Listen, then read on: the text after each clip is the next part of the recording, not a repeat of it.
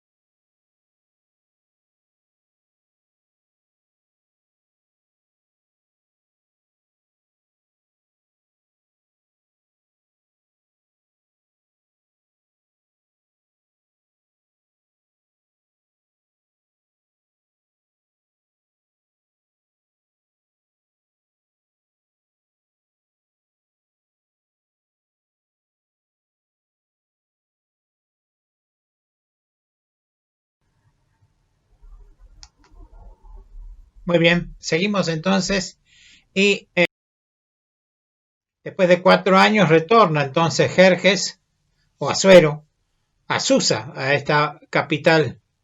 Y aquí es donde se retoma la historia bíblica y lo tenemos entonces en Esther capítulo 2, que sería la lectura que ustedes habrían hecho. Había que hacer algo urgente entonces para mitigar este mal humor de la derrota que habían tenido en Grecia. Entonces se inicia la búsqueda de la reemplazante de Basti. Estas son buscadas en todo el imperio y son llevadas a la casa de las mujeres. Este era un reducto en el mismo palacio, un ambiente particular, por supuesto, para las mujeres estas, o para el harén del rey, y era atendido por eunucos. La Biblia hace referencia a el eunuco que estaba a cargo de ellos. El eunuco es un personaje un tanto, era muy común en la antigüedad. Posiblemente Daniel, por ejemplo, fue eunuco, y la idea es que se le había eliminado a esta persona la posibilidad de procrear. Por ende, no podría tener descendencia, no podía tener familia. En estas épocas, en esta antigüedad, lógicamente el tema es cómo la persona cuando se vuelve vieja, quién lo atiende, no como hoy que puede haber distintos servicios para esto. Era la familia que lo tenía que atender a partir del hijo mayor, etc. Entonces, el hombre trataba de tener una familia numerosa para que entonces tenga garantía de que en su vejez tendría algunos, por lo menos, que lo cuidaran. Esto es lo que hace cualquier imperio en realidad, varios, los babilonios, muchos de los imperios tenían estos eunucos. Eran personajes que trabajaban exclusivamente para la corona, para el emperador y su entorno inmediato. Y como debían directamente identificarse solo con esa función, entonces no podían tener familia, no podrían tener descendencia, y por más que tuvieran proximidad con el rey y las autoridades, de ninguna manera ninguno de su descendencia podría pretender ocupar el trono. Esto después la historia se cambió bastante, pero este era el propósito, y el eunuco entonces se le eliminaba esa posibilidad de procrear, por lo tanto se eliminaba la posibilidad de tener una familia y se le limitaba totalmente quién lo iba a atender. De esa manera entonces el Estado, podemos decir así, se hace cargo de esta persona de por vida. Así que el eunuco es un personaje de estas características y por supuesto lo vemos aquí encargado de la tarea de las mujeres. Entonces aparecen dos personajes que son justamente Mardoqueo y Esther. Aquí nos da la descendencia. El nombre de Esther hebreo es Adasa, que significa mirra. Y la actitud de esta Esther impactó muchísimo al encargado, que lo leemos, eso lo acaban de leer en las escrituras. Y tal vez este personaje también tenía un buen ojo y sabía que Esther era una ganadora. Y le dio 7 ayudantes y también la puso en el mejor de la casa de las mujeres. Qué importante que es cuando el mundo ve en nosotros estas cualidades que nos distinguen un poco de los demás. Y saben que y le van a dar las mejores opciones para que realmente puedan avanzar, siempre y cuando, lógicamente, sean honestos y todo lo demás. Ahora, hay una cosa muy particular que Mardoqueo, que en realidad son primos, que no dé a conocer su identidad como judía. Lógicamente aquí ya no hablamos de Israel, sino solo el pueblo de Judá, después en la dispersión, digamos, son los únicos que sobreviven realmente identificados como tales, ya que los asirios habían desperdigado todas las otras tribus. La de Benjamín también estaría con Judá, pero no se la menciona. ¿Y por qué esta cuestión con los judíos? Para eso tendríamos que remontarnos a una escritura que está en Esdras 4:6. Aclaro que sobre todo esto hay un apunte que después vamos a hacer acercar para que ustedes puedan un poco seguir atentamente este tipo de citas que aquí no aparecen. Y dice, y en el reinado de Asuero, que es nuestro Jerjes, en el principio de su reinado escribieron acusaciones contra los habitantes de Judá y de Jerusalén. Esta carta, que aparece en el libro de Esdras es un historiador fenomenal, creo que a él le debemos unos cuantos libros, no solo la que lleva su nombre. Esta fue escrito 10 años antes, por los tiempos que aquí menciona. Y eso implica que ya en la corte estaría esta información de que los judíos no eran de confiar, inclusive habría por supuesto una cierta discriminación. Como sabemos después con el enlace con lo que sigue después, fue muy, muy importante este consejo de este Mardoqueo que era mayor, que Esther, la tomó como una hija, la estaba cuidando.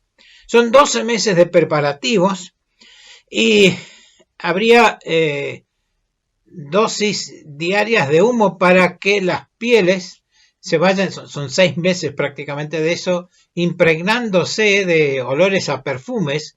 Ustedes saben que cuando uno está en un ambiente así, qué sé yo, si tiene un brasero en la casa, enseguida queda, en la piel queda ese olor. Bueno, este era para que tengan ese perfume casi natural ahí.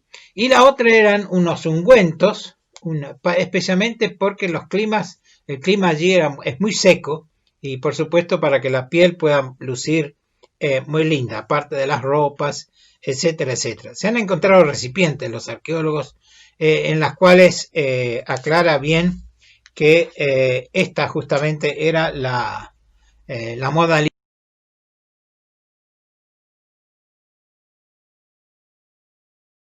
Tenemos el tercer banquete en la cual Esther es coronada reina en lugar de Vasti. Y aquí notemos las cositas, las cualidades de Esther. Era agradable, el versículo 9, y halló gracia en este que los cuidaba, el eunuco que los cuidaba. Pero no solo con este personaje, el que administraba todo esto, sino que dice ganaba el favor de todos. O sea, toda la gente hablaba bien de ella.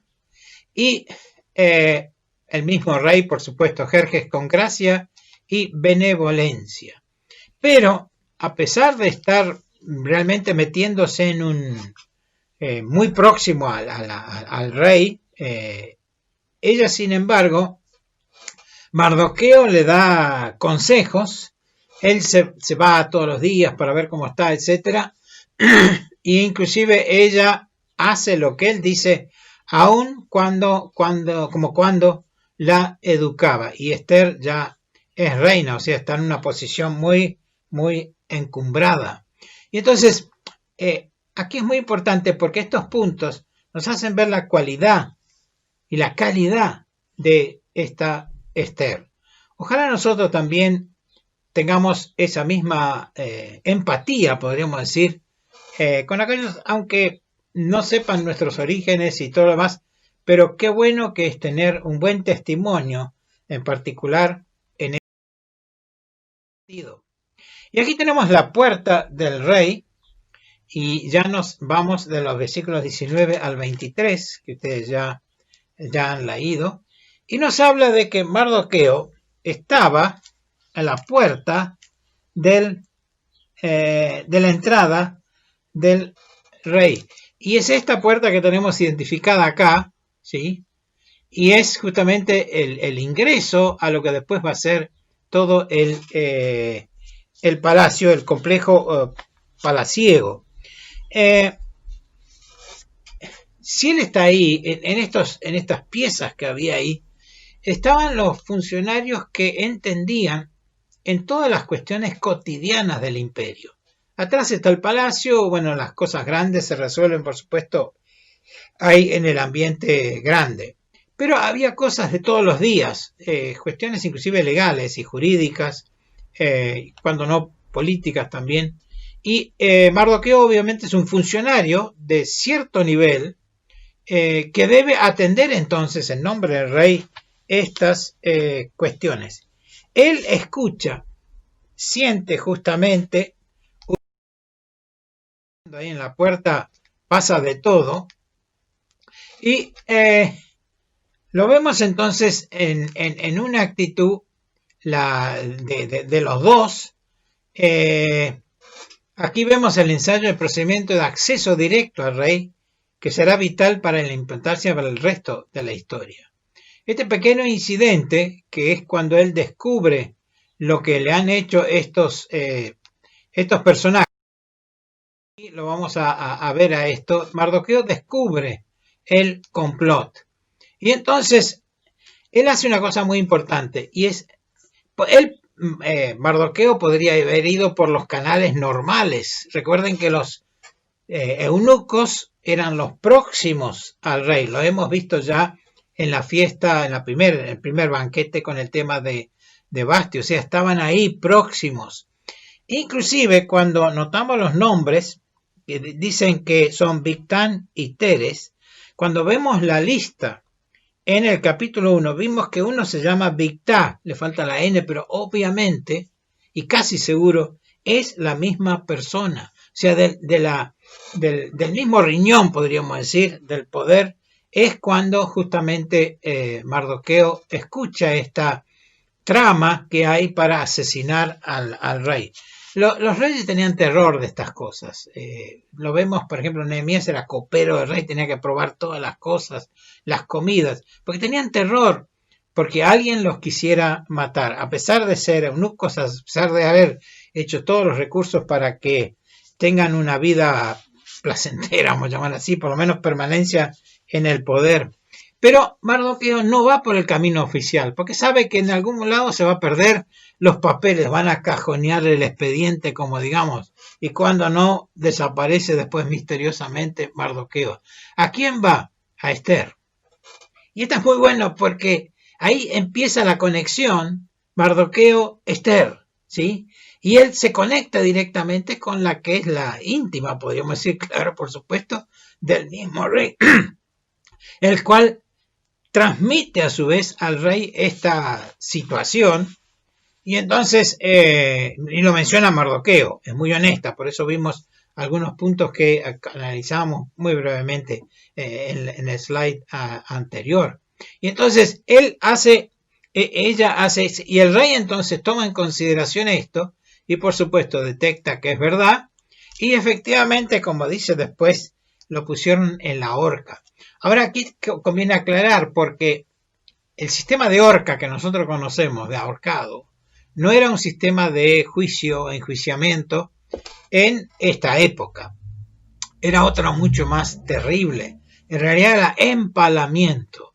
Y aquí lo vemos entonces, una ilustración de esa época, de aquellos que han sido vencidos en un combate, en una ciudad o qué sé yo, y son empalados en un palo fino, muy puntiagudo, y entonces ahí se metía la persona. Eso iba metiéndose porque la persona se movía, por supuesto, con el dolor que tenía y lógicamente termina muriendo a causa de esto, cuando no lo habían matado antes y lo colgaban ahí para que sea visible. Por eso la Biblia dice, maldito todo aquel colgado en madero, a esto se refiere, ¿sí?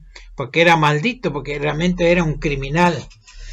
Los romanos perfeccionaron, los cartagineses en realidad primero, después los romanos lo perfeccionan, con un sistema que hace que perdure más el dolor.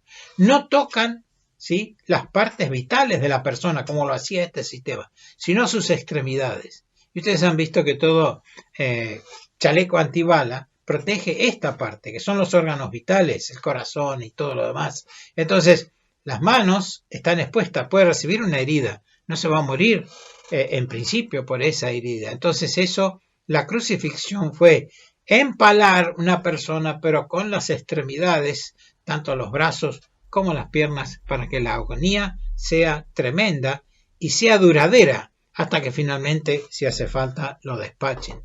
Por eso dice la palabra de Dios, maldito todo aquel clavado en madero. Y estos hombres entonces sufren las consecuencias de esa ley. Ahora va a entrar otro personaje en nuestra historia y lo vamos a hacer a través de leer Esther 3, 1 a 15, la cual entonces les permitiría ahora que ustedes lo puedan leer y haremos luego un comentario sobre esto. Así que es Esther 3, 1 a 15.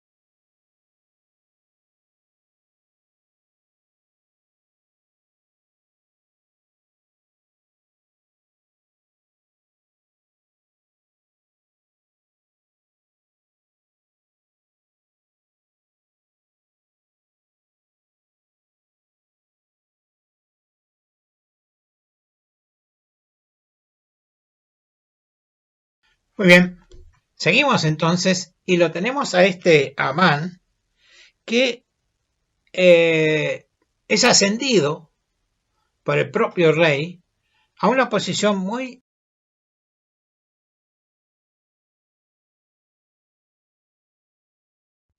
Un segundito, voy a equiparme un poquito. Este sería el cargo que tenía Amán. Como ven, están los otros ahí atendiéndolo, pero este es el que está detrás del rey. Y esta, por supuesto, es una persona que se está presentando allí. Entonces, Amán recibe esta designación de segundo prácticamente en el imperio. Es muy importante que tengamos en cuenta que Amán es un personaje ambicioso. O sea, ha escalado hasta esta postura a través de quién sabe qué maniobras que él ha hecho.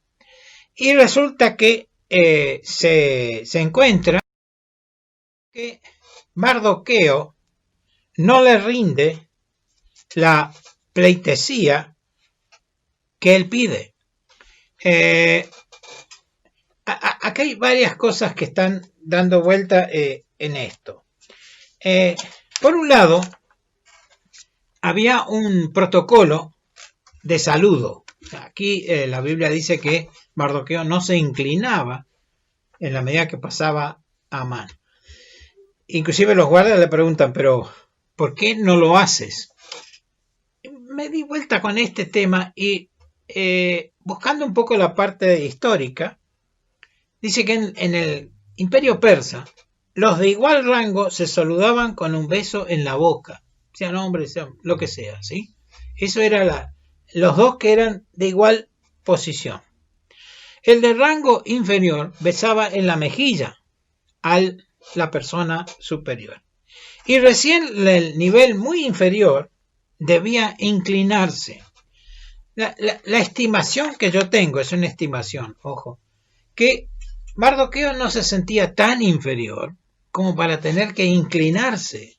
Y aquí vemos un poco esta actitud de Amán de absoluta soberbia y esas personas que ansían poder a toda costa y lo han logrado de alguna manera meterse debajo de una autoridad como es el rey. Y entonces se encuentra con todos lo reverencian, etcétera, menos Mardoqueo, que yo creo que sinceramente él no pensó que no estaba tan debajo del nivel como para hacer eso. Pero hay otra cosa también. Desde el próximo, hay un antagonismo étnico, ¿sí? Aquí tenemos Mardoqueo y Amán, pero la ascendencia de ellos, dice Mardoqueo, hijo de Jair, hijo de Simei, hijo de Cis, del linaje de Benjamín, de la tribu de Benjamín, de donde viene Saúl, ¿sí? Cis. Y aquí tenemos Amán, hijo de Amedata Ajajeo, ¿sí? Ahora, en 1 Samuel, aquí tenemos una cita. Había un varón de Benjamín, hombre valoroso, el cual se llamaba Cis, un benjaminita, y tenía él un hijo que se llamaba Saúl. Perfecto.